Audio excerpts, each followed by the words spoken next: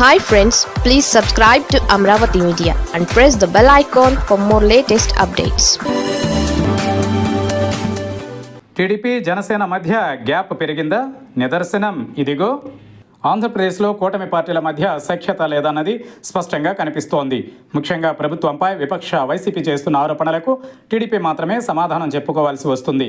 కానీ కూటమిలో ప్రధాన మిత్రపక్షంగా ఉన్న జనసేన మాత్రం అసలు విపక్షాల విమర్శలకు కనీసం సమాధానం చెప్పడం లేదు, కౌంటర్ ఇవ్వడం లేదు. ఈ పరిణామాలు కింది స్థాయి కార్యకర్తలకు తప్పుడు సంకేతాలు వెళుతున్నాయి. అసలు కూటమి పార్టీలలో సమన్వయం ఉందా లేదా అన్న అనుమానం పార్టీ నేతలు కార్యకర్తల్లో మొదలైంది. ఇందుకు కారణాలు ఏంటనేది బయటకు తెలియకపోయినా జనసేన మౌనంగా ఉండడం ఎన్నో సందేహాలకు తావిస్తోంది. గత కొంతకాలంగా వైసీపీ మెగా డిఎస్సిపై తీవ్ర ఆరోపణలు చేస్తోంది. మెగా డిఎస్సిలో భారీగా అవకతవకలు జరిగాయని వైసీపీ ఆరోపిస్తోంది. మాజీ ముఖ్యమంత్రి వైఎస్ జగన్ నుంచి కింది స్థాయి నేతల వరకు మీడియా సమావేశాల్లోనూ సోషల్ మీడియాలోనూ మెగా డిఎస్సిపై తీవ్ర స్థాయిలో విమర్శలు చేస్తున్నారు. మెగా డిఎస్సి కింద 16,000 ఉద్యోగాలను కూటమి ప్రభుత్వం భర్తీ చేసింది. ఉద్యోగాలు వచ్చిన ప్రతి ఒక్కరికి పెద్ద పండుగలా చేస్తూ అందరికీ టీడీపీ నేత చంద్రబాబు, జనసేన అధినేత పవన్ కళ్యాణ్, బీజేపీ చీఫ్ మాధవ్లు కలిసి నియామక పత్రాలను అందజేశారు.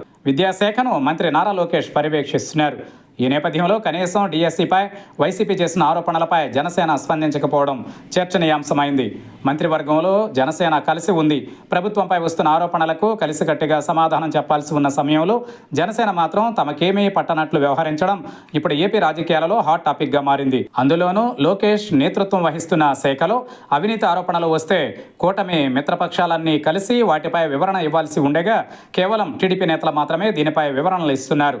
అలాగే వైసీపీ ఆరోపణలను ఖండిస్తున్నారు.